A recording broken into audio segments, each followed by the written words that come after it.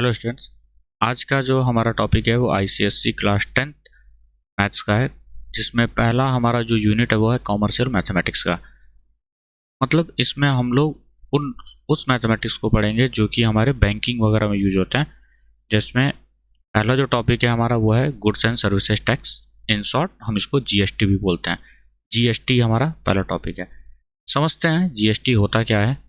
ठीक है, इसमें सबसे पहले GST is a tax. Name itself tells that GST is a tax. अब टैक्स क्या होता है? तो टैक्स ऐसा अमाउंट ऑफ मनी होगा जो हम गवर्नमेंट को देते हैं ताकि वो पब्लिक सर्विसेज को परफॉर्म कर पाए। फॉर एग्जांपल, किसी भी लोकेलिटी में रोड कंस्ट्रक्शन कराना है तो वहाँ पे गवर्नमेंट क्या करता है, हमारे द्वारा दिए गए टैक्सेस का ही यूटिलाइजेशन करता है। और वहाँ पे क्या होती है, इंफ्रास्ट्रक्चर बिल्ड करने पे हमें फैसिलिटीज़ देने के लिए गवर्नमेंट क्या करती है, हमसे जो टैक्स लेता है उसी को वो आउटपुट में हमें वापस इन रिटर्न देता है in form of infrastructure and best facilities. इसी चीज़ को लिखा गया है tax is a mandatory fee. ये हमें टैक्स हमें देना पड़ेगा and financial charge levied by any government on an individual और an organisation to collect revenue और public works providing the best facilities and infrastructure. मतलब टैक्स एक मैंडेटरी फीस है, फाइनेंशियल चार्ज है जो हर गवर्नमेंट चार्ज करती है किसे, अपने सिटीजन्स पे, ताकि वो सोसाइटी के बेटरमेंट के लिए काम कर सके। उसी में हमारा दो टाइप के टैक्स होते हैं। सबसे पहला सा टैक्स होता है डायरेक्ट टैक्स और एक होता है इनडायरेक्ट टैक्स। डायरेक्ट टैक्स नाम से ही पता चल रहा है, डायरेक्ट टैक्स हमें नाम से पता चल रहा है सर, ऐसे टैक्स जो मैं डायरेक्टली गवर्नमेंट को पे करूं। ऐसे टैक्स सर जो हम लोग गवर्नमेंट को डायरेक्टली पे करते हैं उन्हें हम क्या बोलते हैं, डायरेक्ट टैक्स बोलते हैं। जैसे कि होता है हमारा इनकम टैक्स। जो भी गवर्नमेंट सर्विसेज में लोग जो काम करते हैं वो क्या करते हैं, हर ईयर फरवरी मार्च के एंड में वो क्या करते हैं, इनकम टैक्स जमा करते हैं गवर्नमेंट को। अपने मीन्स अपने वो सैलरी का कुछ पोर्शन गवर्नमेंट को एज अ टैक्स पे करते हैं। वेल्थ टैक्स, कॉरपोरेट टैक्स, ये सारे के सारे हमारे क्या होता है, डायरेक्ट टैक्स। मतलब ये हम डायरेक्टली पे करते हैं गवर्नमेंट को। गवर्नमेंट को हम डायरेक्टली पे करने वाले जो भी टैक्सेस हैं वो डायरेक्ट टैक्स कहलाते हैं। इनडायरेक्ट टैक्स क्या होगा सर? इनडायरेक्ट टैक्स का मतलब नाम ही बता रहा है, इनडायरेक्ट।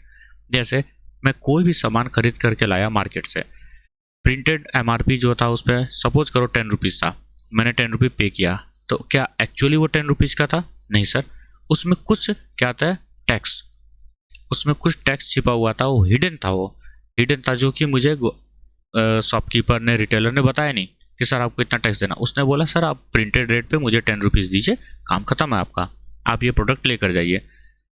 मैं जब प्रोडक्ट लेकर आया तो सर उसमें 10 रुपये में कुछ हिडन चार्जेस थे, वही हमारा होता है इनडायरेक्ट टैक्स। आगे हम लोग जब क्वेश्चंस को सॉल्व करेंगे वहाँ हमें और अच्छे से समझ में आएंगी चीज़ें। इनडायरेक्ट टैक्स का ही टाइप होता है गुड्स एंड सर्विसेज टैक्स।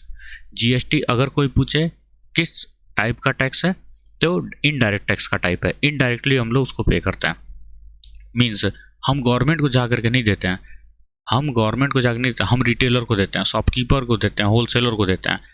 और वो क्या करता है, गवर्नमेंट तक पहुंचाता है उस अमाउंट को, वो उस अमाउंट को गवर्नमेंट तक पहुंचाता है। हम डायरेक्टली गवर्नमेंट तक नहीं पहुंचाते हो।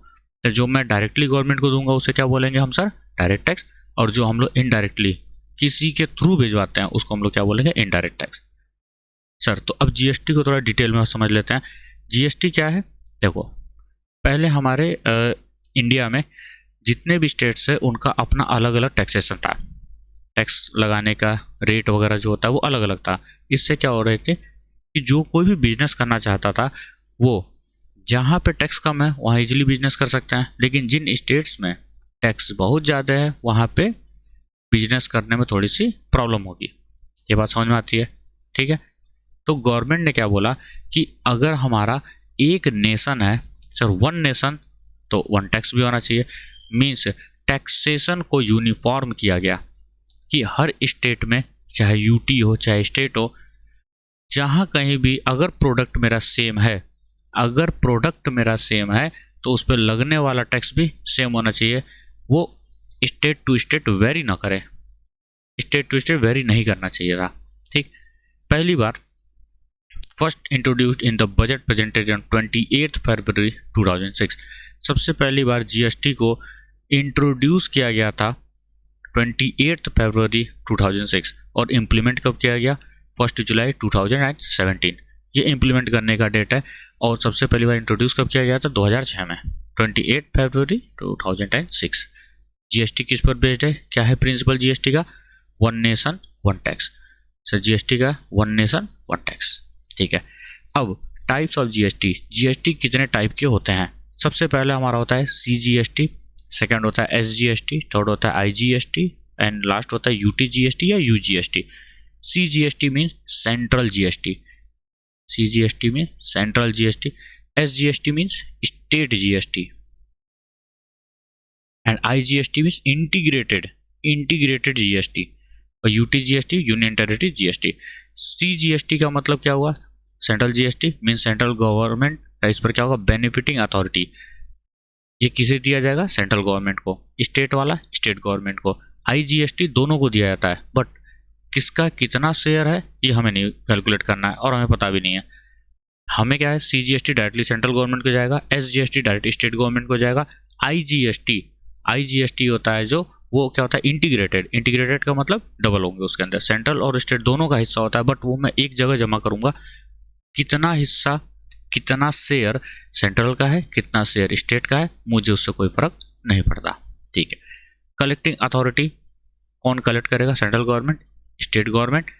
आईजीएसटी को सेंट्रल गवर्नमेंट कलेक्ट करता है, ठीक है। फिर सेंट्रल क्या करता है स्टेट को देगा, डिपेंड्स अपॉन जितना भी शेयर डिसाइडेड होगा। ये हमें नहीं पढ़ना है, प्रायोरिटी जो है कि किसको कितना मिलता है कैसे मिलता है ये नहीं पढ़ना है। सबसे इंपॉर्टेंट चीज ये सीजीएसटी और एसजीएसटी ये क्या होता है इंट्रा स्टेट में हमारा एप्लीकेबल होता है। Intra state means with in same state. अगर मैं सेम स्टेट में फॉर एग्जांपल अगर मैंने यूपी के एक डिस्ट्रिक्ट से कोई सामान प्रोडक्शन किया और दूसरे डिस्ट्रिक्ट में मैंने बेचा, मतलब विद इन सेम स्टेट, अगर सेम स्टेट के अंदर मैं गुड्स और सर्विसेज का ट्रांसफर कर रहा हूँ या उसे सेल या परचेज हम लोग कर रहे हैं गुड्स और सर्विसेज का सेम स्टेट के अंदर, उसको हम बोलते हैं इंट्रा स्टेट। उसे क्या बोलेंगे इंट्रा स्टेट। इंट्रा स्टेट का मतलब विद इन स्टेट। तो वहाँ पे हमारा आता है सीजीएसटी और एसजीएसटी। जो भी रेट दिया गया होगा उसको हम लोग 50-50 बांटेंगे। मतलब अगर मान लो मैंने कोई एक प्रोडक्ट बेचा, ए प्रोडक्ट जिसके पर जीएसटी रेट था 18% फॉर एग्जांपल, तो सीजीएसटी का रेट कितना हो जाएगा सर 9% एंड एसजीएसटी का रेट कितना हो जाएगा 9%। 50-50 बटेगा, दोनों में 50-50 बटता है विद इन स्टेट में। Intra state with in state means intra state. Intra state में सर क्या होगा डिस्ट्रीब्यूट होगा इक्वली डिस्ट्रीब्यूट होने वाला है, ठीक है सर। आईजीएसटी का मतलब क्या हुआ इंटीग्रेटेड, मतलब जब भी मैं दो डिफरेंट स्टेट्स में या यूटीज में अगर बिजनेस को परफॉर्म करता हूँ वहाँ पे लगता है आईजीएसटी। यहाँ पे जितना रेट दिया गया होगा उसी के हिसाब से हम लोग कैलकुलेट करते हैं। यहाँ हाफ नहीं होता है। क्यों नहीं हाफ होगा सर, क्योंकि यहाँ पे डायरेक्टली सेंट्रल गवर्नमेंट को मैं दूंगा। सेंट्रल गवर्नमेंट फिर अपने हिसाब से शेयर को डिस्ट्रीब्यूट करेगा, शेयर के अकॉर्डिंग डिस्ट्रीब्यूट करेगा। हो सकता है 50% देना हो सकता है 60% देना हो सकता है 70 देना हो सकता है कुछ नहीं देना हो, वो सेंट्रल गवर्नमेंट डिसाइड करेगी। वो हमारे डोमेन का पढ़ने का डोमेन नहीं है, हमारा हिस्सा नहीं हो, ठीक है सर। ये बात भी समझ में आती है। अब एक क्वेश्चन करते हैं इसमें। सबसे पहले कुछ चीज़ों को और समझ लेते हैं हम लोग कि जब भी कभी भी ट्रांजैक्शन अगर होता है, ठीक है, जैसे यहाँ पे इस एग्जांपल समझते हैं। For the following transaction with in Delhi. With in Delhi का मतलब क्या हुआ दिल्ली के अंदर, मतलब सेम स्टेट हुआ कि नहीं हुआ सर। सेम स्टेट जब भी होता है तो क्या आता है एसजीएसटी और सीजीएसटी 50-50 बढ़ता है। हाँ सर, याद कैसे रखेंगे सर, मेरा स्टेट है, ये मेरा राज्य है, मैं डिसाइड करूंगा किसको कितना परसेंटेज देना है। मैं सेंट्रल को दूंगा और स्टेट को दूंगा 50-50 बांट करके। लेकिन मैं जब दूसरे के स्टेट में जाऊंगा ट्रेड करने तो वहां मैं शेयर डिसाइड नहीं कर सकता, ठीक है। तुम अपने घर के अंदर जैसे मन में आए वैसे रह सकते हो, बट दूसरे घर जाओगे तो उनके अकॉर्डिंग रहना पड़ेगा मैं। तो सर जब भी मैं स्टेट को चेंज करूंगा मुझे उनके अकॉर्डिंग रहना पड़ेगा और मैं सारा का सारा अमाउंट जीएसटी किसे दूंगा सेंट्रल गवर्नमेंट को दूंगा कि भैया आपके संरक्षण में मैं उधर जा रहा हूँ, अब आप देखिएगा कितना देना है कितना नहीं देना है। बट अगर मैं अपने स्टेट में काम कर रहा हूँ तो मैं डिसाइड करूंगा किसको कितना देना है और मैं क्या बोलूँगा कोई पार्शियलिटी नहीं होनी चाहिए, 50-50 बांटूंगा मैं, ठीक। तो इतना याद रखो कि सर अगर मैं अपने ही स्टेट में कर रहा हूँ, मैं अपने स्टेट में जो मन करे वो करूँ, मेरा स्टेट है, मैं डिसाइड करूंगा, मेरा घर है, ठीक है। अब दूसरी चीज, जब भी कोई भी क्वेश्चन में एमआरपी दिया गया हो डिस्काउंट दिया गया हो, ठीक है, तो हम लोग क्या करते हैं, सबसे पहले सेलिंग प्राइस निकालते हैं। एक बात याद रखना, जीएसटी या tax is always calculated on selling price, is always calculated on selling price. तुम कितने का सामान खरीदे हो उस पर टैक्स लगता है, न कि प्रिंटेड पे। Calculated on selling price, SP. हमने सामान कितने का खरीदा है उस पर टैक्स लगता है सर, न कि प्रिंटेड रेट पे। प्रिंटेड रेट पे कोई टैक्स नहीं लगता है, याद रखना, प्रिंटेड रेट पे कोई टैक्स नहीं लगता है। टैक्स कहाँ लगेगा सर, जितने का मुझे बिल बनाया गया, जितने का मुझे वो परचेज करने पे सेलिंग प्राइस पे पड़ा है, जितने का सामान मुझे बेचा गया उस पर मैं टैक्स देता हूँ, न कि एमआरपी पे। तो जब भी कभी भी एमआरपी दिया गया होगा क्वेश्चन में, ध्यान से सुनेंगे बात को, जब भी कभी एमआरपी दिया गया होगा और अगर डिस्काउंट दिया गया है तो सबसे पहले हम क्या निकालेंगे सर, सेलिंग प्राइस निकालेंगे। सेलिंग प्राइस कैसे निकालते हैं, सेलिंग प्राइस कैसे निकालते हैं सर, सेलिंग प्राइस का मतलब होता है marked price minus discount, marked price minus discount. Suppose करो कोई एक सामान था, कोई एक सामान था जिसका मार्क्ड प्राइस 500 रुपये था। तुम गए मार्केट से खरीदने, उसने कहा एमआरपी जितना लिखा है उतना पैसा चाहिए। तुमने क्या बोला, भैया थोड़ा डिस्काउंट दीजिए ना, भैया थोड़ा डिस्काउंट तो दीजिए। अब उसने बोला अच्छा ठीक है भैया डिस्काउंट चाहिए, ठीक है एक काम करो 450 दे देना, 450 रुपीज़ दे दो। तो उसने कितने पर बेचा, उसने कितने पर बेचा, उसने कितने बेचा, 450 पे सर बेचा है।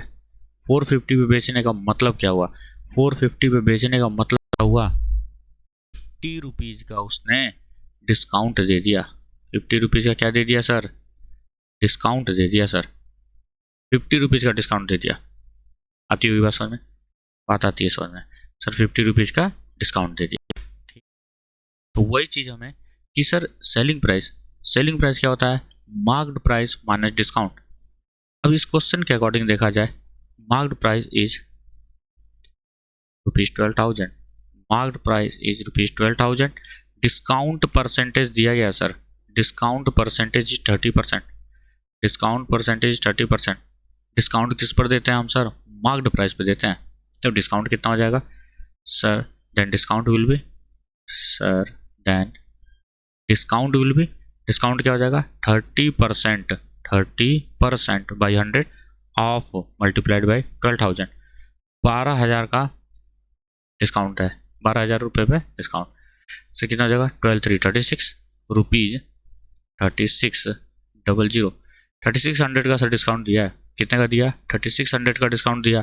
तो सर सेलिंग प्राइस क्या हो जाएगा, what will be the selling price, what will be the selling price, selling price means यहाँ लिखा है formula, marked price minus discount, marked price minus discount.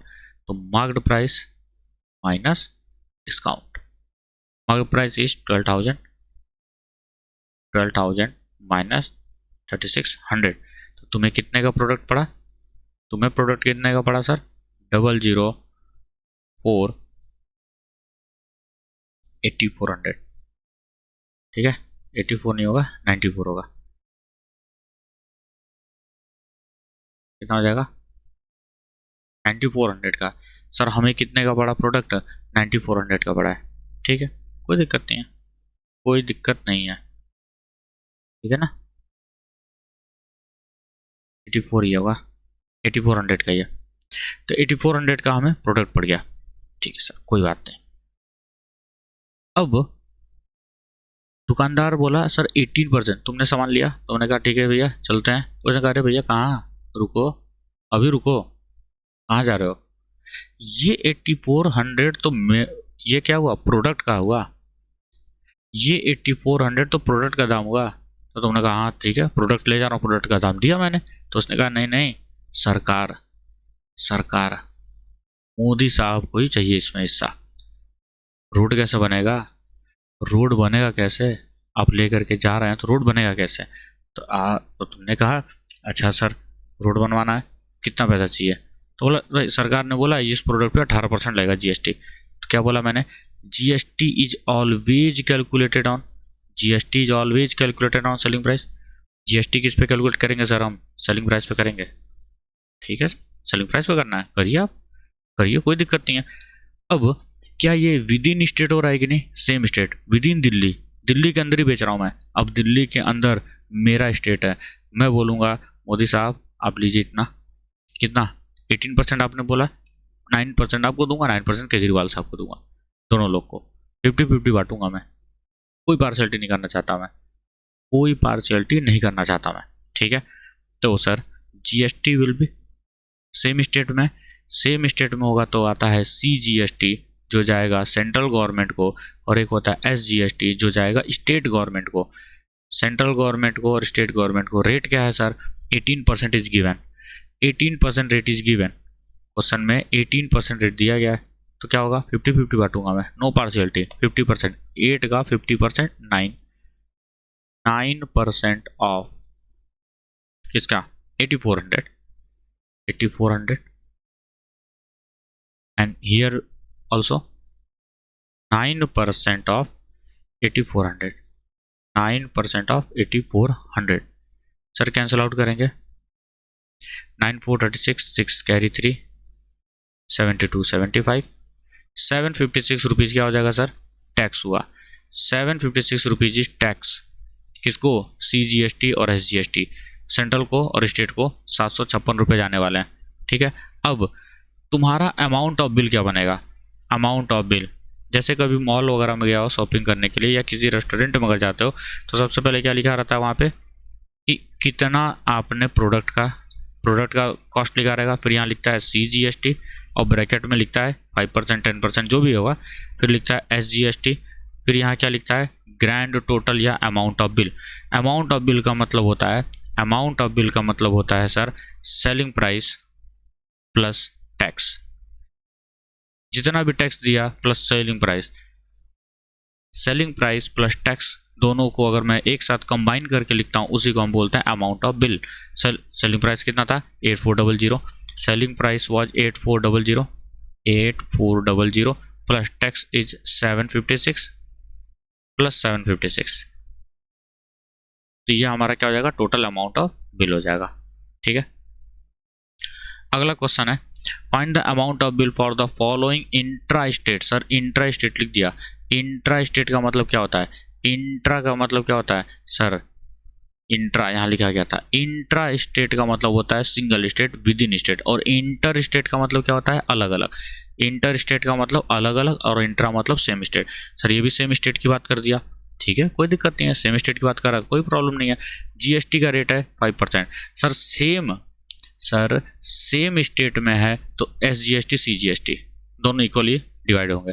Sir यहाँ पे क्या है, एक समझा देता हूँ, बाकी सारा करते रहेंगे। क्वांटिटी लिखी गई 18, MRP है 150 और उस पर डिस्काउंट दिया गया 10 रुपीज़ का, ठीक है। तो अब क्या करते हैं, हम लोग को ईजिली अगर सॉल्व करना है तो हम लोग इस तरीके से एक टेबल बना लेंगे, इससे क्या होगा? जल्दी चीज़ें सॉल्व हो जाती हैं, ठीक है ना। इससे चीज़ें क्या होंगी? जल्दी सॉल्व होती हैं, टेबल अगर हम लोग बना लेते हैं तो, ठीक है। इतनी बात समझ में आती है, टेबल बनाने से थोड़ा सा सिस्टमेटिक भी रहेगा और जल्दी सॉल्व भी होता है। सर एक आइटम का दाम 150 रुपये है, ठीक है। 150 रुपये का एक आइटम है, कोई भी मान लो ये मार्कर खरीदने गया मैं या ये स्टाइलस खरीदने गया था, ये कितना का था? 150 रुपये का था सर, और मैंने इसके 18 पीसेज लिए, तो टोटल MRP कितना हो जाएगा? 150 इंटू 18, 150 इंटू 18 तो कितना हो जाएगा?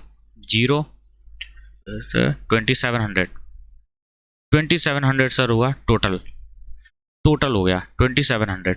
सर सेलिंग प्राइस कितना? 10% का डिस्काउंट दिया, 10% का डिस्काउंट दे रहा है सर। तो सर एक तरीका क्या है? पहला तरीका सेलिंग प्राइस निकालने का, क्या करते थे हम लोग?